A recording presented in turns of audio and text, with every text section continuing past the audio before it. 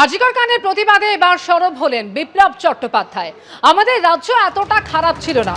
সন্দীপ ঘোষের এত বাড়ি সম্পত্তি তো একদিনে হয়নি। সন্দীপ ঘোষের বাড়িতে অনেক বছর আগে থেকে হচ্ছে, দেখতে পাননি। প্রতিবাদ অবশ্যই ভালো, এটা দরকার, মন্তব্য Biplab Chattopadhyay. Fair and bright night and day cream ত্বক থাকবে ব্রাইট সারাদিন, পলিউশন ফ্রি, ঠিক যেন রাতের ফোঁটা সাদা ফুল। সারাদিন হ্যাপি ব্রাইট স্কিন। এই যে কি সন্দীপ ঘোষ নাকি এইসব লোক আজকে ওর বাড়ি হয়েছে, বাড়িটা তো অনেক বছর আগে থেকে হচ্ছে, তা দেখতে পাননি দিদি? জানতে পারেননি? তিনি কেন আটকাননি?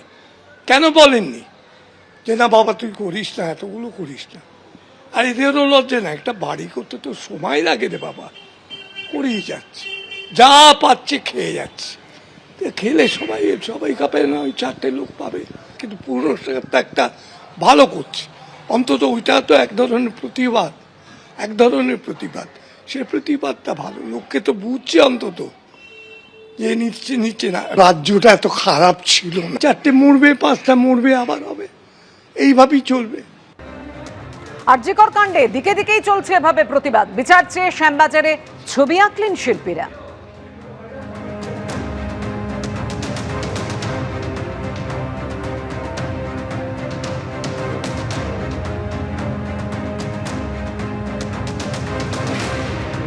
যে যেরকম ভাবে পারছেন তার প্রতিবাদের ভাষা উচ্চারিত করছেন। কখনো রাস্তায় নেমে, কখনো রাত জেগে, কখনো বা পিচগলা রাস্তায় স্লোগান লিখে। ক্যানভাসে উঠে এলো প্রতিবাদের কথা। কি আঁকলেন? আমি আজকে আমার মেয়ে, আমার বোন, আমার মা, আমার প্রেমিকা, আবালবৃদ্ধ বনিতা, তাদের প্রতিরূপ আঁকলাম। আজকে এই আমার বোন তিলোত্তমা দিন্ডা, যাকে নৃশংসভাবে হত্যা করা হয়েছে, তার প্রতিবাদে এত মানুষ রাস্তায় নেমেছে। তারা সবাই এই দুর্গাপুজোর প্রাক্কালে দুর্গা হয়ে উঠছে। কারণ আমার লজ্জা লাগে যে আমি তার দাদা বা বাবা, অভিভাবক হয়ে তাকে রক্ষা করতে পারিনি। আজকে সে নিজেই ওমেন এম্পাওয়ারমেন্ট হয়ে নিজেরাই জ্বলে উঠুক, শত সহস্র চোখ নিয়ে। পুজোর বেশ কয়েকদিন আগে থেকে আপনি ব্যস্ত হয়ে পড়েন, কিন্তু এবার পুজো তো প্রায় এসে গেল, অন্যরকম কোনো ভাবনা?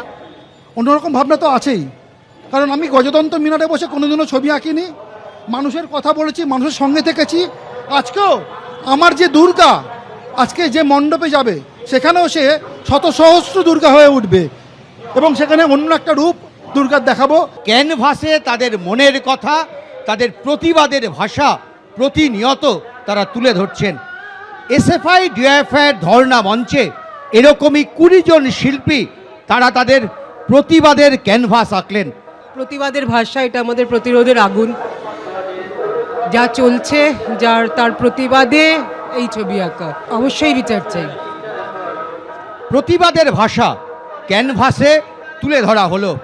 একই সঙ্গে এখানে আরও বহু শিল্পী তারা তাদের মতন আঁকলেন এবং প্রতিটা আঁকাই কিন্তু মূলত বার্তা দিল, তারা বিচারের দাবি করছেন। মেয়েদের মধ্যে যে নিরাপত্তাহীনতা, সেই নিরাপত্তাটা যাতে ফিরে আসে, সমাজের সমস্ত ব্যাধিটা যাতে মুক্ত হয়, আমি সেইটাই এঁকেছি। মাথার ওপরে বৃষ্টি, কিন্তু তার মধ্যেই তুলি চলছে, প্রতিবাদের তুলি।